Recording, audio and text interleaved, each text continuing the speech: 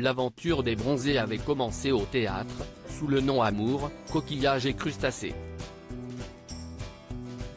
Mais l'histoire écrite par les comédiens de la troupe du théâtre du Splendide n'est devenue un phénomène de société qu'en 1978, lorsque le réalisateur Patrice Lecomte l'adapte pour le cinéma, avec les comédiens d'origine, Josiane Balasco, Michel Blanc, Marie-Anne Chazelle, Christian Clavier, Gérard Jugnot, Thierry Lhermitte et Bruno Moineau. Pourtant, leur collaboration n'a failli jamais voir le jour, comme l'explique le documentaire Un jour, un destin consacré au Splendide, diffusé ce vendredi 7 juillet à 21h10 sur France 3. Les producteurs du film préféreraient un réalisateur plus connu que Patrice Lecomte, qui n'a alors réalisé qu'un seul film.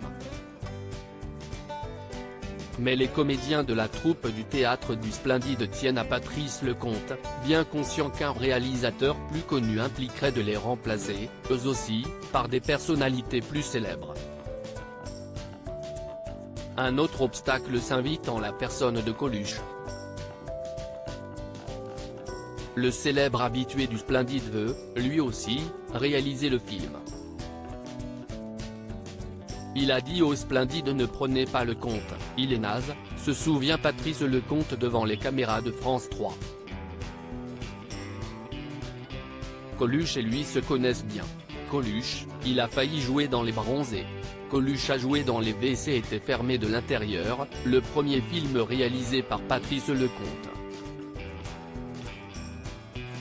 Et le seul au moment où ce dernier est approché par la troupe des comédiens du théâtre du Splendide. Mais la troupe refuse que Coluche réalise l'adaptation de leur pièce de théâtre, avec de bonnes raisons de lui préférer leur premier choix.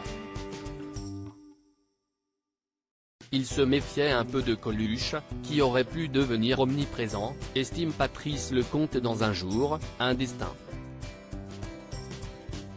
Il savait que si l'on faisait le film ensemble, eux et moi, ce ne serait ni leur film, ni mon film, mais vraiment notre film. À force d'insistance, Josiane Balasco, Michel Blanc, Marie-Anne Chazelle, Christian Clavier, Gérard Jugnot, Thierry Lhermitte et Bruno Moineau parviennent à imposer Patrice Lecomte auprès des producteurs du projet. Crédit photo, capture d'écran France 3.